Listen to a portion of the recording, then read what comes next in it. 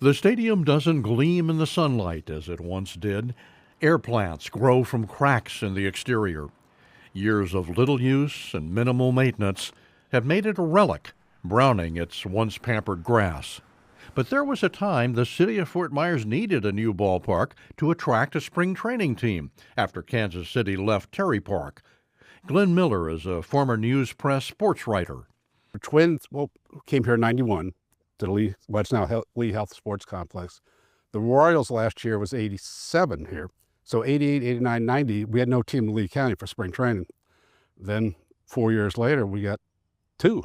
This rarely seen home video, courtesy of the Southwest Florida Historical Society, shows construction of City of Palms Park. With former Mayor Wilbur Smith leading the cause, Fort Myers made an agreement with the Boston Red Sox to move to this stadium. The city issued $24.7 million in bonds to build the park. Today's cost probably would be 10 times that, if not more. Opening day was March 5, 1993. Fans recall the feeling at City of Palms. To go all the way today, and certainly Schilling may even enjoy doing that, even though it's spring training. It was small, it was friendly, it was cozy. You met some great people at the ballpark, and the atmosphere was just perfect.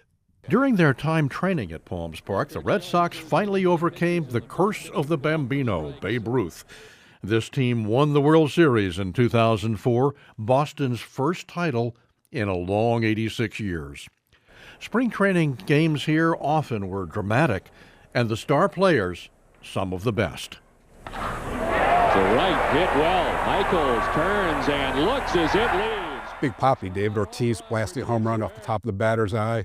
You go stand at home plate at a ballpark, you can't imagine somebody could do that, but David Ortiz did. Nomar Garciaparra, great shortstop, Pedro Martinez. The Red Sox Nation included Stephen King, the famous horror fiction author. King was a regular at City of Palms, often watching from the press box. Very pleasant fellow, very amiable, no hint of, hey, I'm famous. Just chat with you about, hey, how did the Red Sox look or whatever. In time, though, the Red Sox grew frustrated with the fact that the practice fields and minor league complex were 2 miles away from the stadium. So the Red Sox moved to JetBlue Park outside the city limits. That was 14 spring trainings ago. JetBlue has thousands more seats than the old place, and the practice fields are right on the property. For City of Palms, Fort Myers tried to attract other teams, other uses. Those efforts failed. Too small a space, the team said. Too much cost to remodel and fix up the stadium. Some fans still miss that City of Palms experience. I just like the feeling, the homebodiness of the old ballpark. Everything seemed a little bit closer. Everybody kind of knew everybody. People had worked there for years and years and years. I liked that you could park in someone's backyard and give them $5 to park. Decades ago, Frank Sinatra sang about a park that, like City of Palms, was abandoned. And there used to be a ballpark. Sometimes we feel about things like stadiums as we would about people. So what do you feel about this old park? It's a melancholy moment. This was a magical place. It was an old-fashioned ballpark with a modern setting.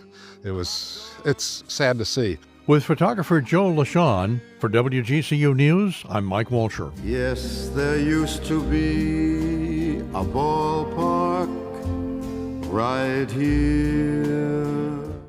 With more on the baseball connection in Southwest Florida, we are joined by Jeff Mielke. He's the executive director of the Lee County Sports Development Program, and you've been in this role for at least 20 years in Lee County. I have. It's been a phenomenal 20 years for me, and to see the growth of our sports product in our destination with all the partnerships that we've built and really elevating the brand of Lee County and Fort Myers to the world has been fun. And it is working. Nearly 250,000 fans came down to our area for both the Red Sox and the Twins in Lee County. Do you expect a similar turnout or even better this year? I do. I hope that it's a better turnout. I think people are excited about baseball. They ended really well with the World Series, with several different countries being represented.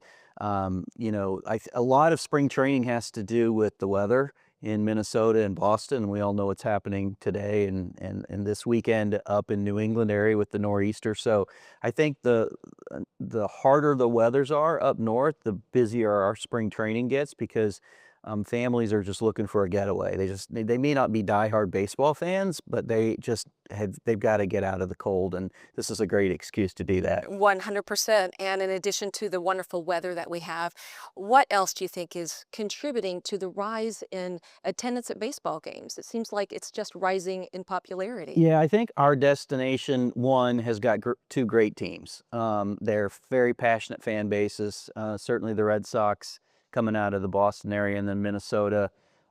They've always been historically two of the top four teams in all of Grapefruit League every single year. So I think we're just incredibly lucky to have such great partnerships with teams that play in the north and have much colder climates this time of year.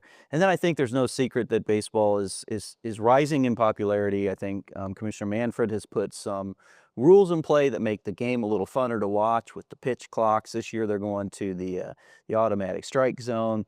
And so I think it's bringing younger fans to the game, which there was always a concern about, hey, how do we continue to grow the fan base at the younger level?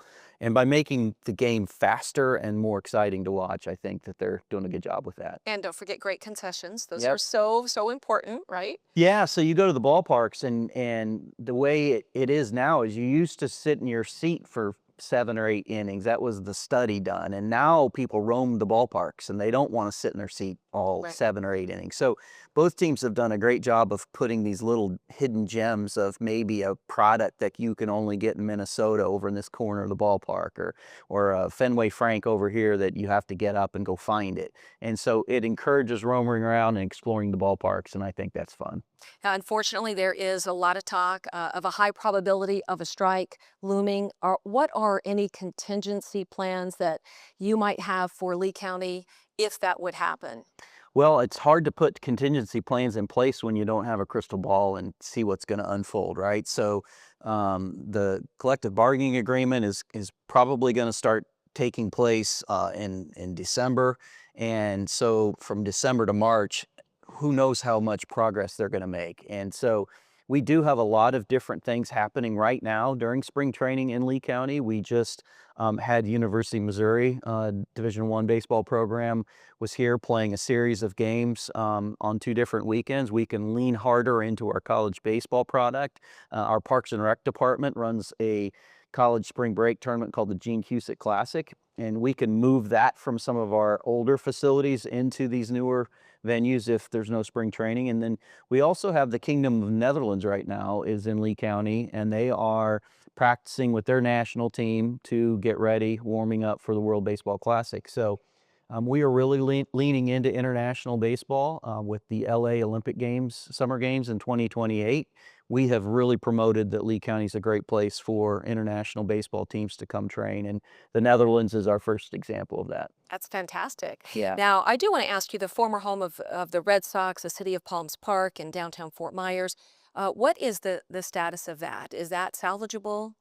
So that is unknown to us. Lee County turned that facility back over to the city of Fort Myers a few years ago, and those plans are completely unknown to us. I know they were negotiating for a soccer organization to come in and take that over, but I'm not sure what their current plans are right now. Well, we do want to know, is there a possibility of bringing a third team to Southwest Florida? People ask that a lot. We tried to shop City of Palms Park, a long time ago, and Sure. and that facility being the stadium separate from the spring training venue and the minor league complex was just a really, really almost a mountain that you can't get to the top of. And so with the way all the contracts are in Major League Baseball, all the contracts are currently, I don't see anybody expiring that would be available for us to even talk to right now. And I think we're really happy with the state of our two teams, and those facilities need constant upgrades and upkeep. So the budget that we have available is really dedicated to those two teams. So I don't think you'll see a third team here in a long time. Dare to dream, but what Yes. you're doing now is obviously working. We have tons of super happy fans. We had a great weekend of baseball, lots of great weather as well. So that's the #1 attraction, correct? It is. It is. The more sunshine we have, and again, if we've got some colder weather next couple days, but it'll go away soon. And we always like to tell, one of the first things I hear on the PA announcement when I go into the ballpark is they compare the weather that we're at in Southwest Florida to whatever weather's at home, and it's always a pretty big difference. Absolutely. Well, thank you so much for joining us. Next time you're bringing hot dogs and popcorn I'll bring some for our interview. I on set. absolutely will bring some baseball. for All you. right. Thank you so much, and thanks for joining us and Thank you. sharing all your expertise. Thank you so Appreciate it. much.